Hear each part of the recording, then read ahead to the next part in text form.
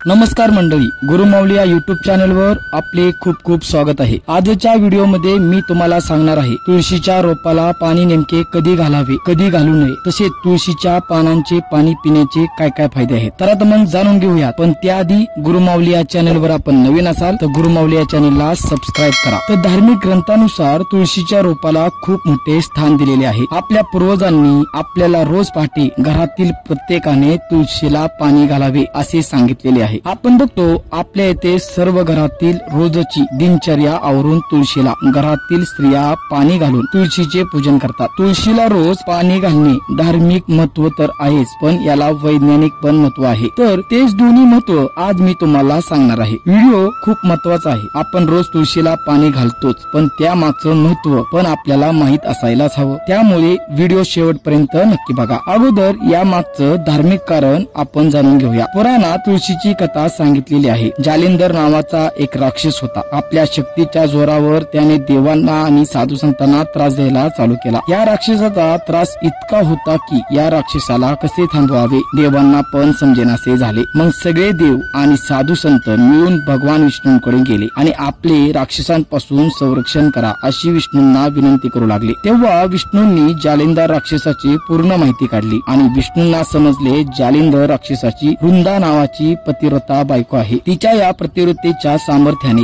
विजयी होत आहे। त्याला तर हरवायचे असेल तर या वृंदेच्या पतिव्रतेचा भंग करणे हा एकमेवच पर्याय आहे। विष्णूने जालिंदर राक्षसाचे रूप घेऊन वृंदेकडे गेले। तेव्हा वृंदेला विष्णू म्हणजेच आपले पती वाटले, कारण जालिंदरचं विष्णूंनी रूप घेतलं होतं। त्यामुळे त्यांना आपले पती समजून वृंदा त्यांच्या जवळ जाते। जवळ जाता क्षणी तिच्या पतिव्रतेचा भंग होतो आणि त्या क्षणी जालिंदर राक्षसाचा मृत्यू होतो। इकडे सर्व देव जालिंदर राक्षसाला बाण मारतात। देवांनी मारलेल्या बाणाने त्याची शीर उडून वृंदेच्या दारात जाऊन पडते। नवऱ्याची शीर बघून वृंदा चकित पडते आणि विष्णूंना विचारते, तू कोण आहेस? तेव्हा विष्णू आपल्या खऱ्या रूपात प्रकट होतात। वृंदेला खूप राग येतो। ती विष्णूंना शाप देते, तू मला माझ्या नवऱ्यापासून वेगळं केलंस, तू दगड होशील, तू दगड होऊन पडशील। तेव्हा विष्णू वृंदेची माफी मागतात। तेव्हा वृंदा विष्णूंना विचारते, आता तू मला भ्रष्ट केलंस, आता मी काय करू? भगवान विष्णू म्हणतात, जे कोणी तुझी पूजा करतील त्यांच्यावर माझी सदैव कृपा राहील। त्या व्यक्तीला कधीच काही कमी पडणार नाही। त्यानंतर वृंदा सती जाते। वृंदेच्या शापामुळेच राम अवतारामध्ये भगवान विष्णूंना सीतेचा विरह सहन करावा लागला। भगवान विष्णू दगड होऊन तेथेच पडले। त्यालाच शालिग्राम दगड असेही म्हणतात। ज्या ठिकाणी वृंदेवर अंत्यसंस्कार केले गेले तेथेच तुळशीची रोप उगवले।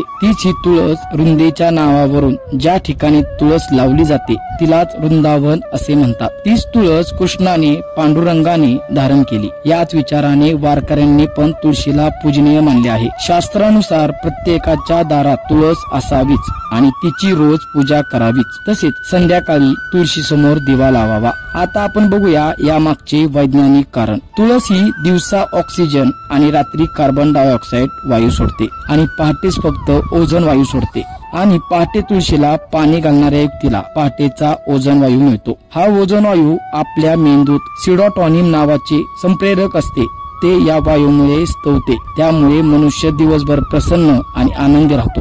तसेच त्यांचे रोगप्रतिकारक शक्ती पण चांगली होते। या सर्व गोष्टींचा विचार करूनच पूर्वजांनी आपल्या सर्वांना तुळशीला पहाटे पाणी घाला म्हणून सांगितले आहे। त्यामुळे रोज तुळशीला पाणी घालावे हे महत्वाचे आहे।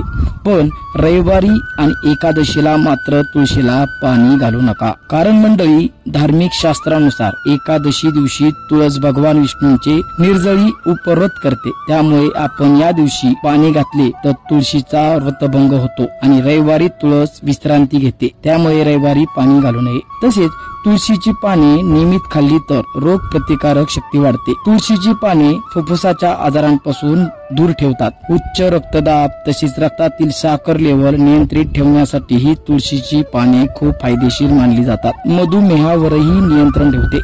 तुळशीच्या पानांचे पाणी पिल्याने शरीरातील घाण दूर होऊन पाचन शक्ती सुधारते। तर मंडळी, तुळशीला वरील व्हिडिओत सांगितल्याप्रमाणे पाणी घाला व तुळशीच्या पानांचे पाणी रोज प्या। त्यामुळे तुमच्या आयुष्यात सगळे आजार नाहीसे होतील। तर मंडळी, हा व्हिडिओ आवडल्यास नक्की शेअर करा व गुरुमाऊली या चॅनलला सबस्क्राईब करा व बेल आयकॉनला क्लिक करा, म्हणजेच नवीन नवीन व्हिडिओचे नोटिफिकेशन तुम्हाला मिळत राहील। श्री स्वामी समर्थ।